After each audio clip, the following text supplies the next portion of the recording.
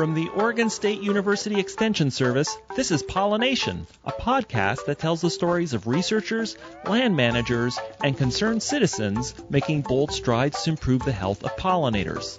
I'm your host, Dr. Adoni Melathopoulos, Assistant Professor in Pollinator Health in the Department of Horticulture.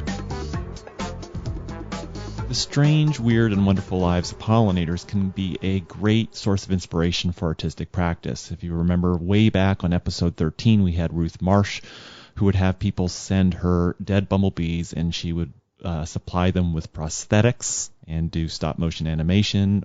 We also had, on episode 63, Lori Weidenhammer, and her remarkable performance on her pollinator personas.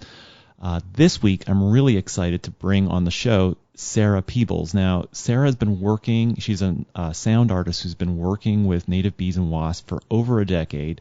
She has some really wonderful installations both in Canada, but also, as you'll hear in this episode, a really wonderful new installation in the State Arboretum of Virginia. So in this episode, we're going to hear about her art, but the thing I find really remarkable about her work is how tightly integrated it is with some of the emerging science around native bees that occurred over the last decade. So without further ado, this week on Pollination, Sarah Peebles.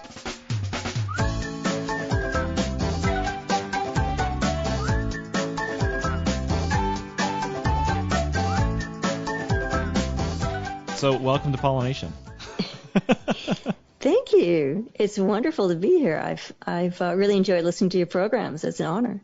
Well, I'm really glad to have you on the show because there's been a long tradition of art associated with honeybees, but this seems to have come at the neglect of unmanaged native bees and wasps. So just to begin with, how did you start down the road of making art associated with native bees and wasps?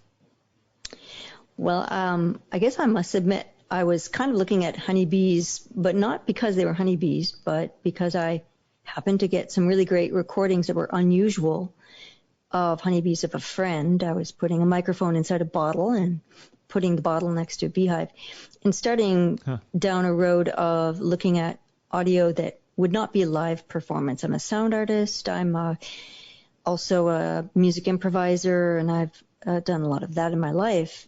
And I have done a lot of laptop, computer, I should say computer-assisted music in my life. And I was starting to look at automating some of these sounds and their transformations and how that might happen in a gallery. And at that time that I was starting to think about that, I went to a party, and at this party, I met Gail Fraser, and Gail Fraser's spouse is Lawrence Packard. Mm-hmm. And we wouldn't have just started talking about bees or anything, but she asked me, what I was up to. I explained some of those things about bees.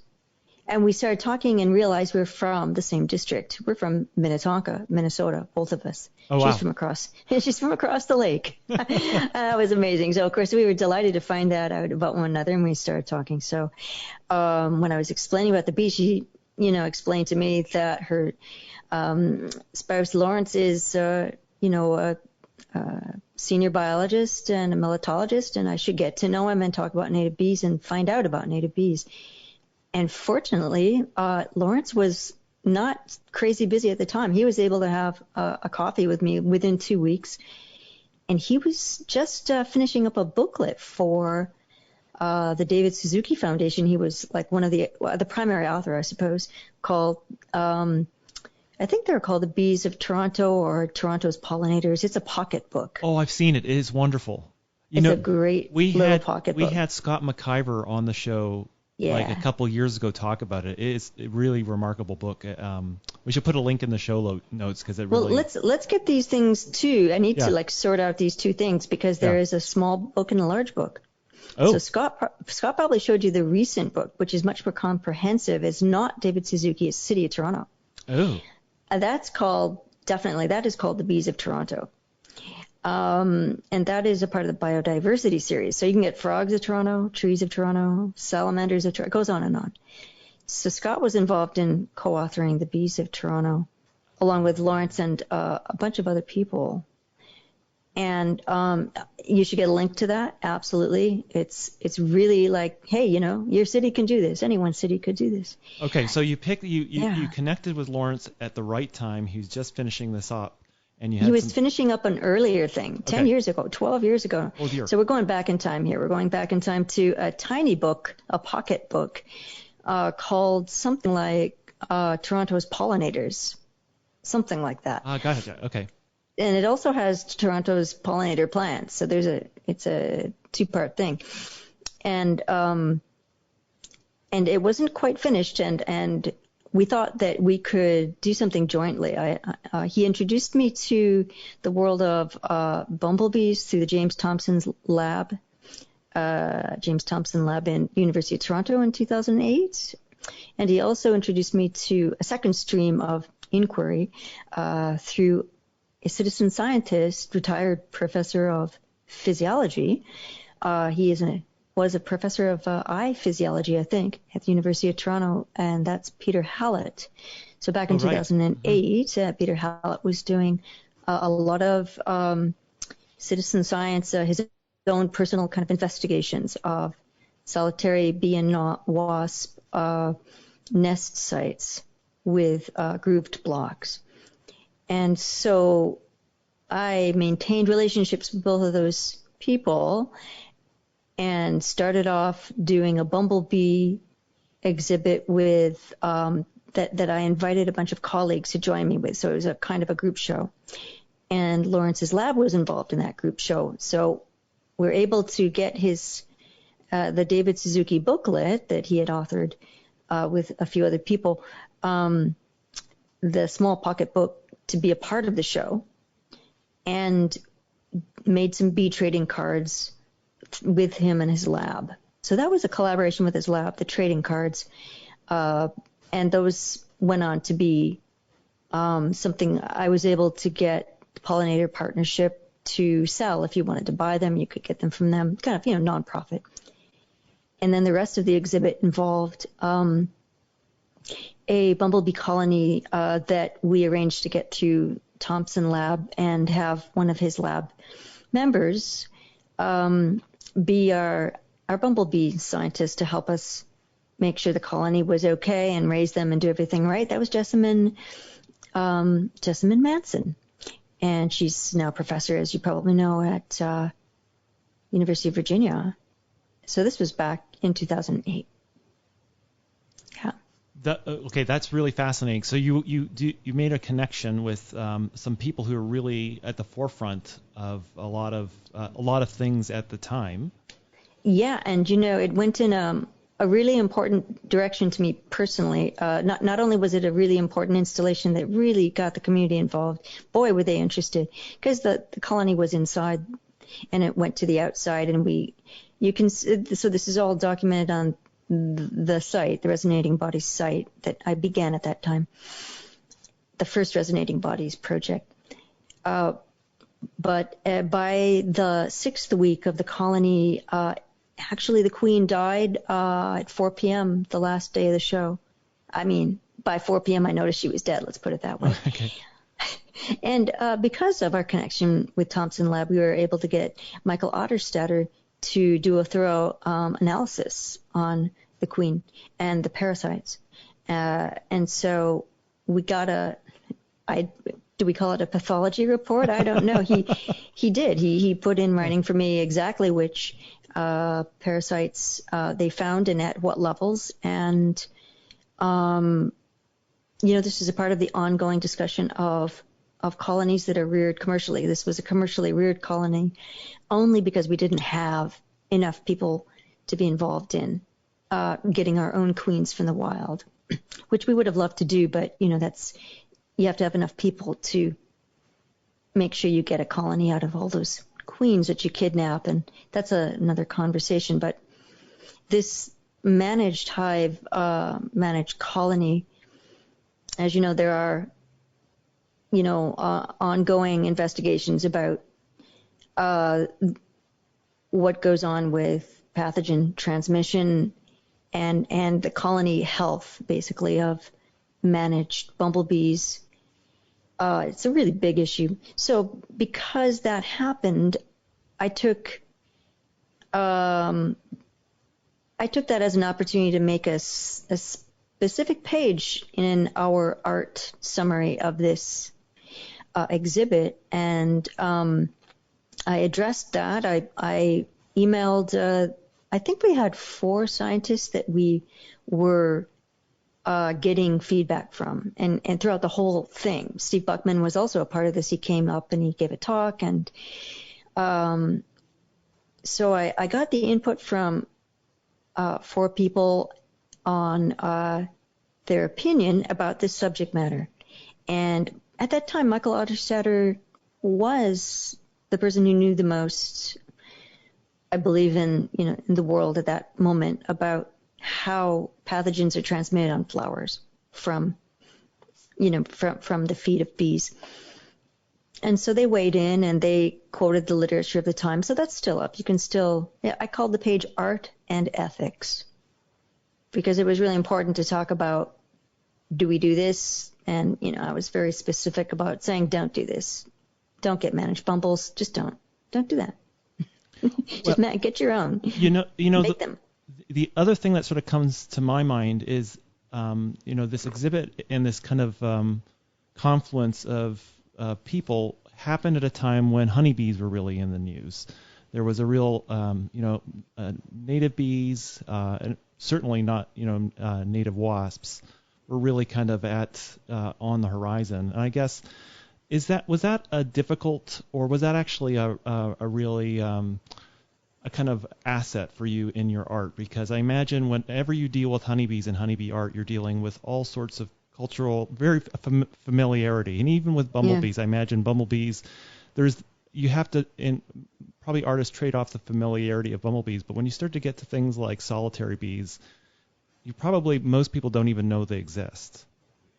Well, I think the way I'd put it is,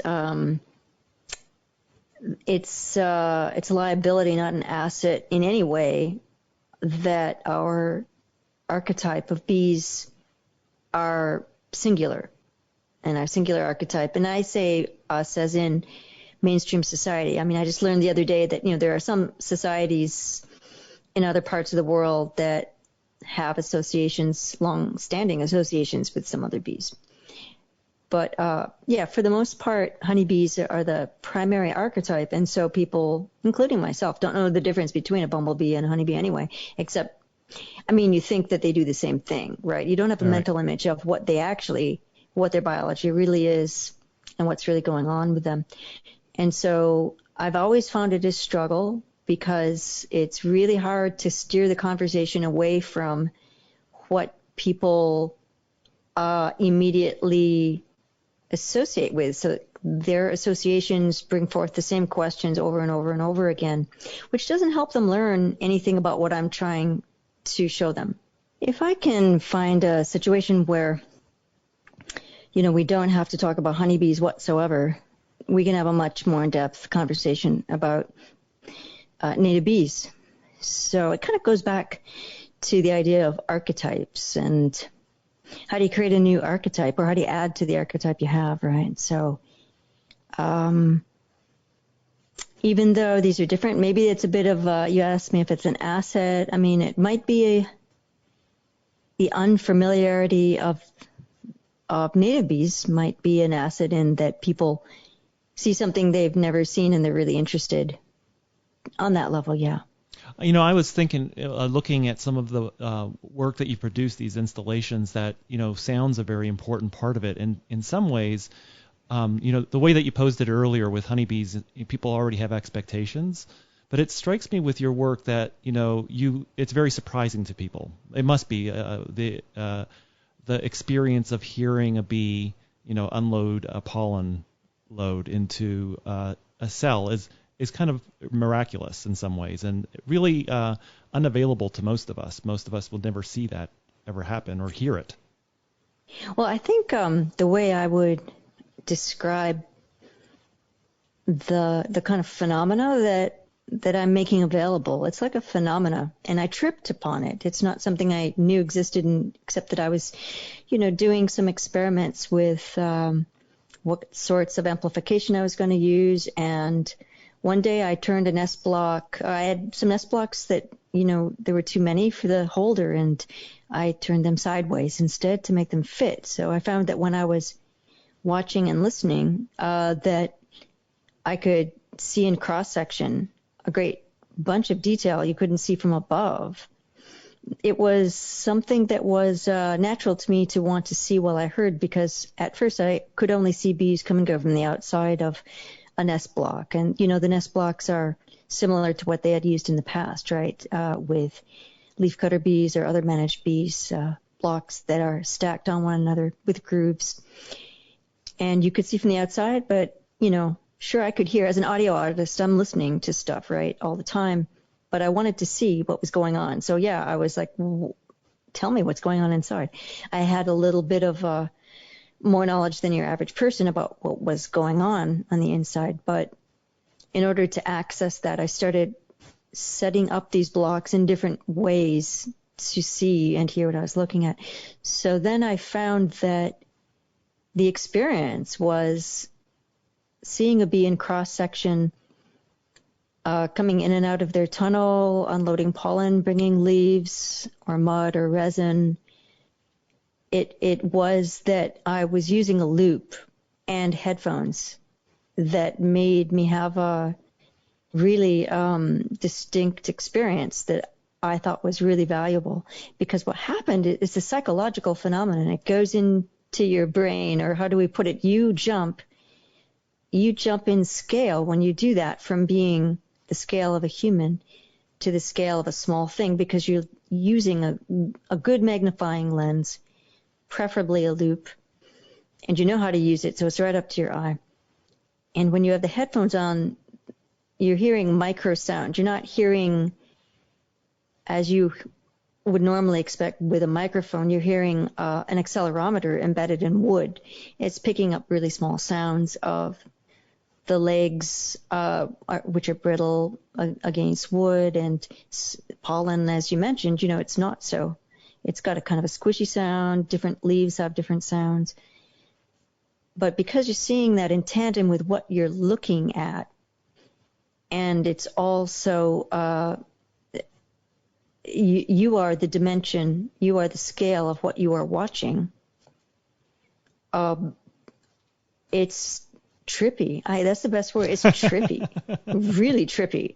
And so the more you know, the more engaging it becomes. So as you learn more and more about what is going on, it becomes more engaging, because you see the layers of what might be going on in the present, or that had gone on last year that's still there and is being, modified by present activity, and what's interacting with what. It really goes really quite deep. And so I'm always looking for innovative ways to try to get these installations a venue and a presenter to get a good depth of presentation. So that's a part of a very big challenge, I think. Well, to get beyond B101, that's hard. Yeah, I can imagine. Well, maybe just back up, because I think so this work is not presented in a gallery. This is an outside, just kind of describe, and we'll have some links to various links in the show notes, so there's some great videos that people can see, but just kind of walk us through what the experience of somebody coming to one of these installations is like. I think I'd like to describe the most recent installation. It has more things going on than before, so I expanded what I was doing. So at the State Arboretum of Virginia, Blandy Experimental Farm, you'd be, let's say maybe you'd be gardening in the community garden or taking a walk, and you'd see an aesthetically compelling kind of sculptural wall with a roof over it, and you're drawn to it because it's beautiful and interesting and hard to know what it is, probably offering a little bit of shade or something. And when you get there, you're drawn into the architecture of this space. It's a kind of a horseshoe space. It's not that big. It's intimate, and yet it's big enough to hold maybe if you want to be spacious about it these days, you could have 2 people. If we're all, healthy and we know it, could hold 5. And that's on the inside, but it's also inviting you to walk around the outside, and you would see a sort of earthen type wall. It's made out of clay-rich earth with some straw and some aggregate. So it's known as cob. It's a building substance that is common throughout the world. And it has some patterns that have been, I should say, kind of like scraped into it, which are semi-random, but not totally random. And it's got evidence of insects doing things in it. So if you're there, particularly like right now, you see the end of the activity of the bees that want to, or whose life, I don't know, their biology requires them to tunnel into mud, and so they're attracted to riverbanks, and they're attracted to this wall. So you would find yourself pausing and having a really intimate opportunity to get close to bees doing this. You'd probably read the signage that would help you understand that you're not going to get stung. It's okay. They're solitary.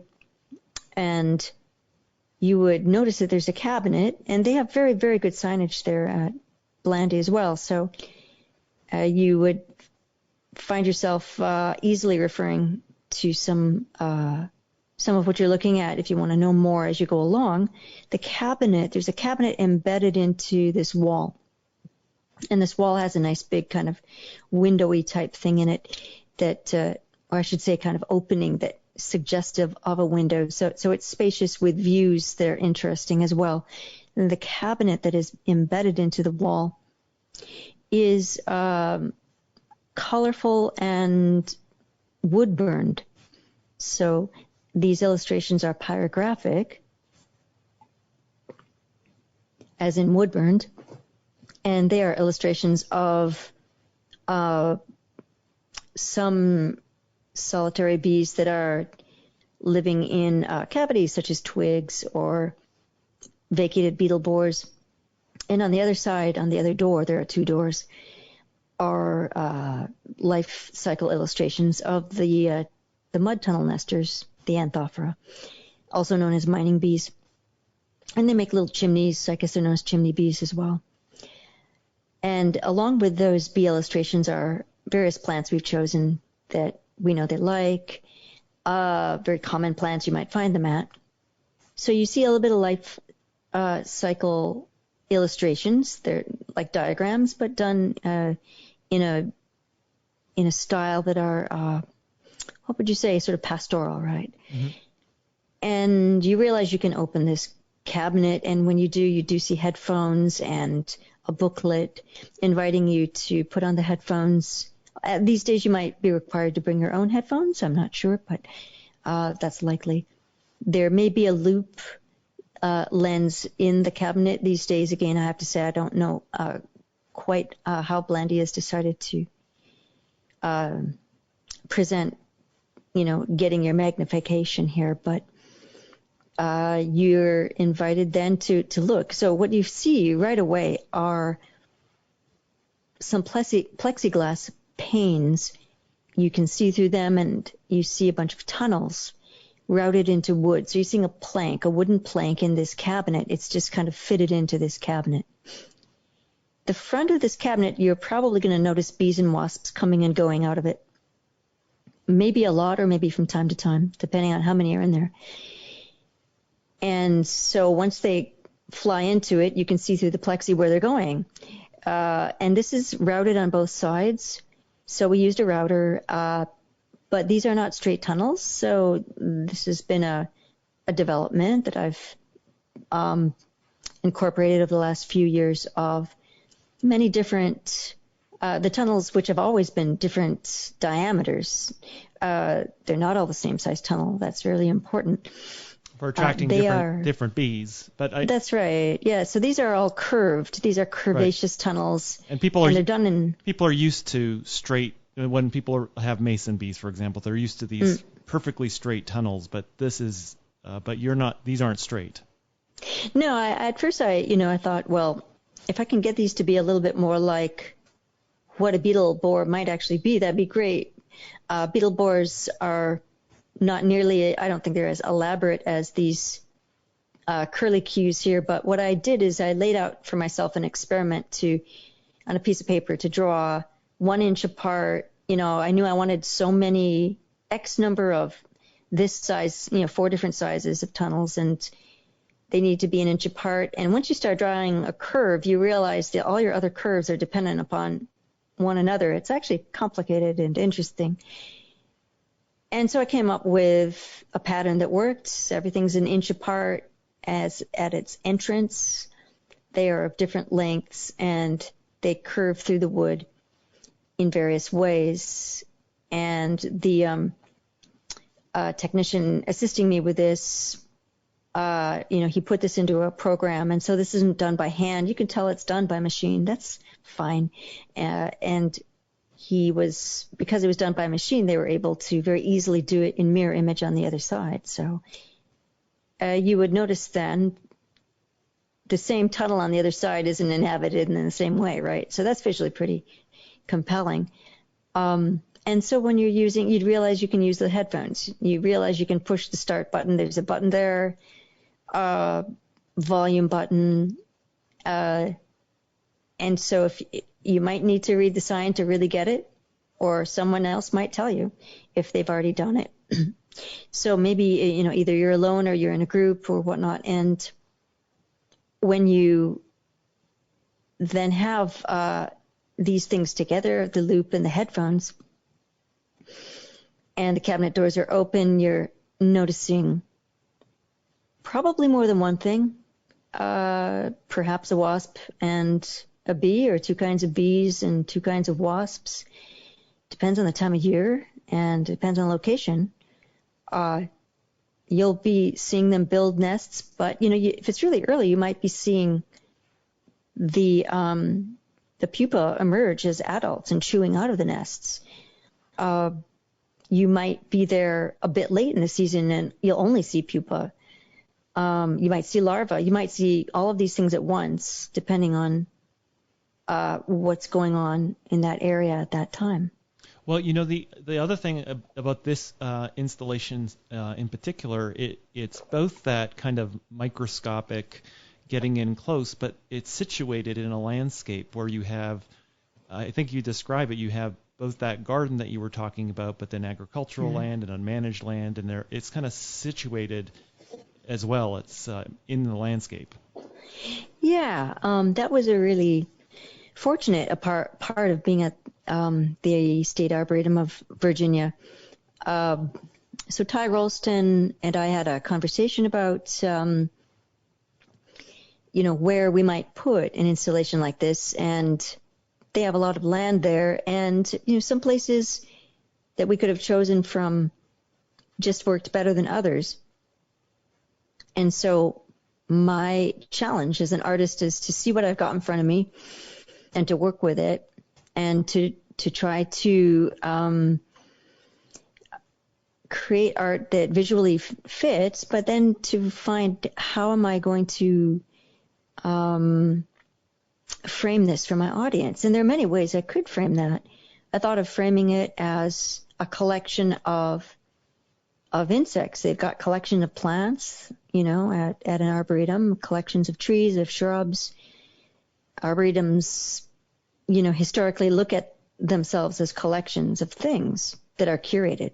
And this, you could say that too, is a curated collection of native bees that have a particular lifestyles, biologies, and nesting niches, right? Mm-hmm. But actually, carpenter bees as well are interested in the beams of the roof. Ah, okay. Yeah, and so when I asked about the site, and I was able to have a lot of conversations with Ty, who was really generous and interesting to talk to, I realized that it was surrounded by these different kinds of landscapes. It was abutted. On one side, there's a community garden. On another side, there is an unmanaged field. On a third side, there were managed collections of, I think, pine trees, certain kinds. On another side, just beyond a small parking lot is, well, it's a hill, but beyond that is a native plant trail. Not just trail, but it's a whole swamp and field that is managed, as well as a small woodland for native plants. I think it's called the Virginia Native Plant Trail. And then beyond that, so, out in space a bit more, is a conventional field, agricultural field. And, I had a lot of conversations with Ty about how they manage land and why, and what their specific challenges in Virginia are, because they are different than our challenges in Ontario. And those are very interesting conversations. I mean, they've got a very warm climate and things are robust. Things that come from elsewhere in particular are robust. And so what happens when you get to, go and visit there and enjoy this very focused experience, because the architecture has brought you into a place of focus and contemplation too. It's quite a contemplative place. It's really beautiful. Mm-hmm. You're contemplating whatever you're seeing, the weather. You're probably enjoying looking at the weather. If you're like me anyway, you're enjoying a lot of things going on around you. So once you've seen the bees and been drawn into the bees, you're very naturally looking outward. You're drawn out. Your focus is drawn back out to where you are. I mean, usually you want to try to see where they're going anyway, right? They leave the nest. Where are they going? Not easy you don't know. You lose them. They go. But you realize that, there is this landscape here, and you may or may not, read all the signage. A lot of people don't read signage, but on the other hand, at this installation and many of the installations I've had the pleasure of doing, a lot of the audience are people who are regular visitors, and so chances are they will, read a little bit more from time to time, and they will probably see changes over time in the structure. In this case, the structure is designed to change. It's designed to look interesting with chaos, because who knows where a mud nesting bee is going to choose to make a tunnel and a chimney. As you may know, the chimneys of Anthophora are really fun to look at. They're really crazy. These little mud globular things on the end of their tunnel. And so creating a beautiful pattern of plastering on the outside of this horseshoe-like wall, which I should mention, it gracefully curves down from probably 10 feet or something down to about 3 feet. So it's got this pattern that is going to be looking different to you every time you go, because there will be more bee nests in it, and it will have a different appearance. And the cabinet and what's inside the cabinet, you might see mostly nests by one kind of bee or wasp per tunnel the first year, but the next year you might see, things that have invaded and competed. And it's really common to see a tunnel that has some mud dauber wasp remnants of last year's nest, and then a leafcutter bee nest, and then that gets interrupted by a resin bee nest. It gets complex and really interesting over time. And yet it's managed. You should know that the planks are managed so that they swap them out to avoid a big ramp up in parasites, right? Yeah.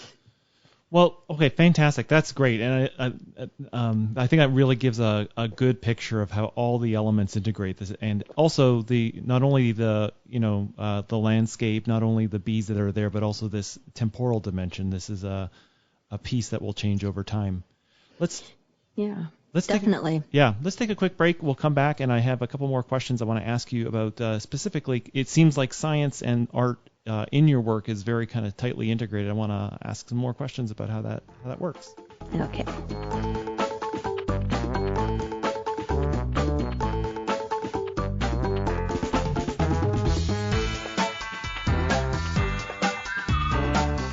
Okay, so I earlier in the interview we were talking a little bit about how your audience may not be the native bees and native wasps.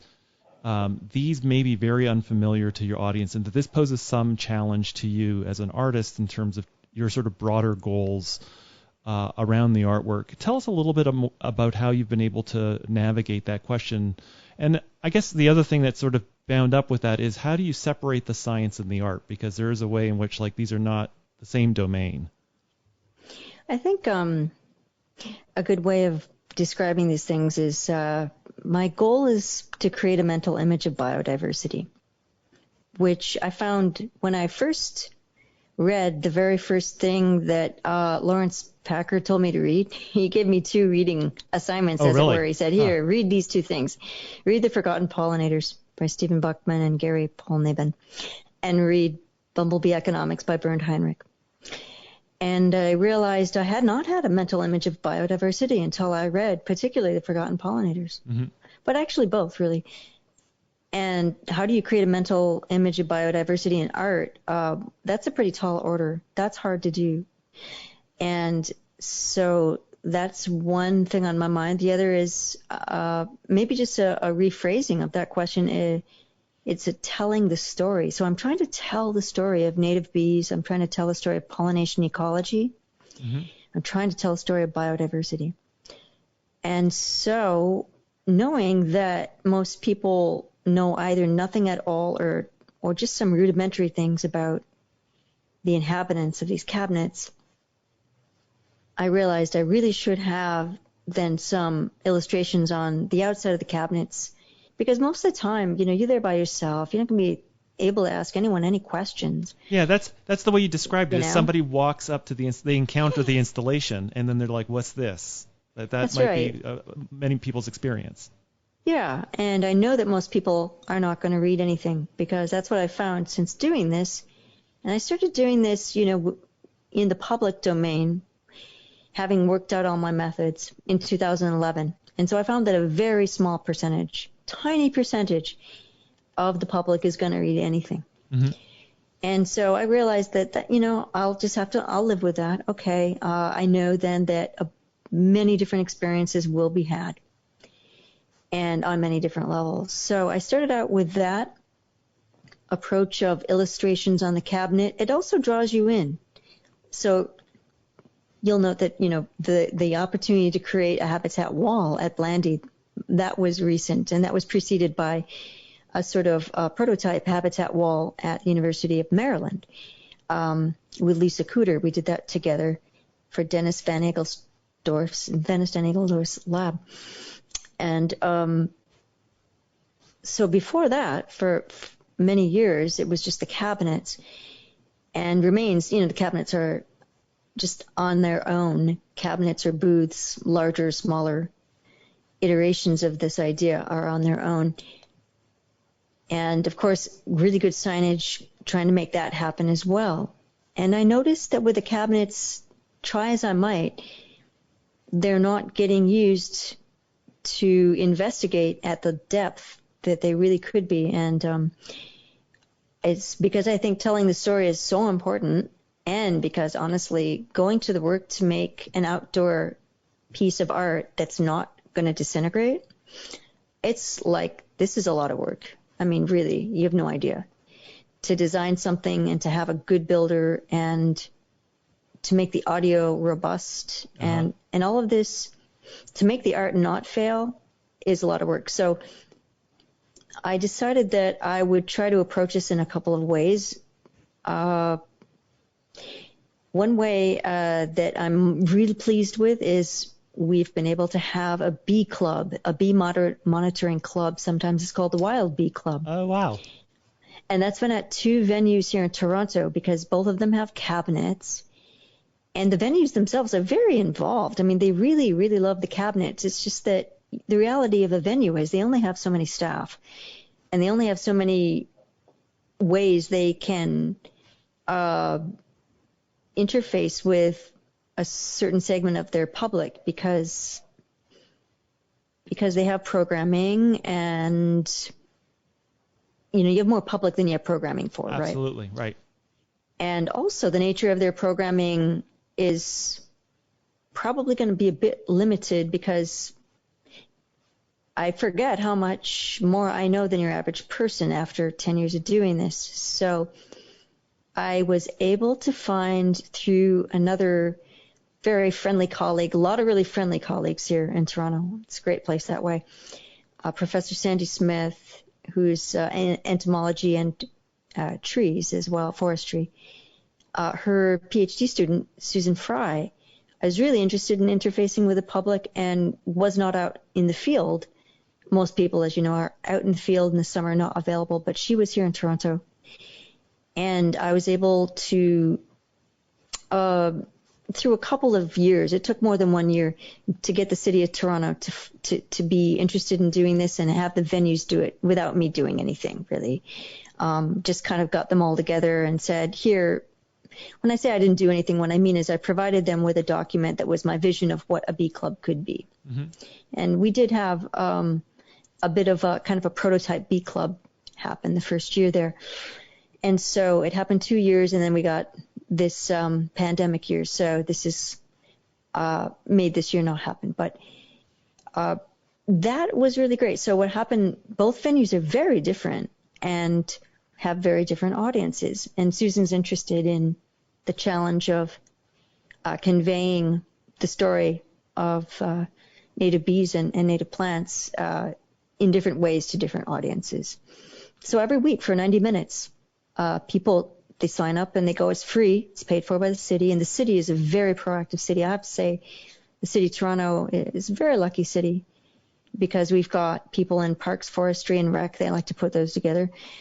Who have put a tremendous amount of work into consulting the scientists of the city, and the scientists of the city have put a tremendous amount of work into trying to work with the city to do the best thing. So there's quite a bit of there's a pollinator protection strategy here. So that in and of itself has been fundamental to tying in with the bee club. So this is part of their outreach. So in some ways they're kind of like docents. They're there. They have some sense of the experience and can help guide are around. Well, what happens is Susan gets together for 90 minutes once a week, last year and the year before, with 8 lucky people who sign up, and they're over the age of 12. And the idea is to familiarize themselves with the architecture of the flowering plants and understand the connections that might be happening. And they catch bees in nets and chill them down and look at them and take photos and talk about it and go to the cabinet and use the cabinet as a reference point. And fantastic. So this helps get the cabinet to a deeper place, right? And of course the story, the biodiversity details include plants, right? So bringing that into plants and beyond plants, right? But the plant pollinator relationship, the coevolution part is, is huge and really, really fundamental. So far this strategy of a wild bee club has been to me the most compelling. And I should say another strategy has been to place my venue. So working with the University of Maryland with Lisa Cooter, and we were very fortunate to be connected to Sam Droege, who knew we both had an interest in making a wall. And she was at that time focusing on Anthophora. She and maybe her colleagues were teaching classes at the wall. So they were able to bring their class in pollinators. Fantastic. And I think it's called Pollinators Under Pressure or something like this. Mm-hmm. And they also had an architecture class. I forget the name of the class, but that was involved in helping the wall, helping to put a little roof cap on the wall of a green roof so that it wouldn't dissolve in the rain. So that's why that was a prototype wall. Is we had some ideas about what would work and needed to amend those ideas and try to nudge the wall along so it will continue to exist and do really well. And it does. The bees have made a huge dent in that wall, and it's so interesting. And so this is all on my site too, so I have documented all this. If you go to the page in Resonating Bodies that's about habitat walls with cabinets, then as you scroll down, like a blog, it's the most recent is at the top. So you'll see the Virginia stuff in year 1 of last year, because I don't have pictures yet for this year of year 2. And you scroll down and you'll see the history behind the University of Maryland and how it started off and how it ended up. You'll see the complex chimney. I'm not going to say patterns. They're not patterns, but the wonderful assortment of chimneys that keep popping up on that wall. There's some video of it and everything too. And then what's inside. I want to mention that even though trying to situate these histories for people who don't know when they come to a work, I'm always also trying to find innovative and creative ways to document things and do good things with that documentation. So because I have a cousin who lives, Ben Sullivan, lives very near where this wall at College Park is in Maryland, I did ask him to do some documentation, and he likes documenting. And what I did not realize he would do until he did it was he took a macro photo of, I think I asked him to do some macro photography, but he did it the professional way because he's a professional. And he gave me a very, large document that he took it in thirds. So this is a 17-inch plank. It's 17 inches long, the bee nest plank, and it's about 8 inches wide.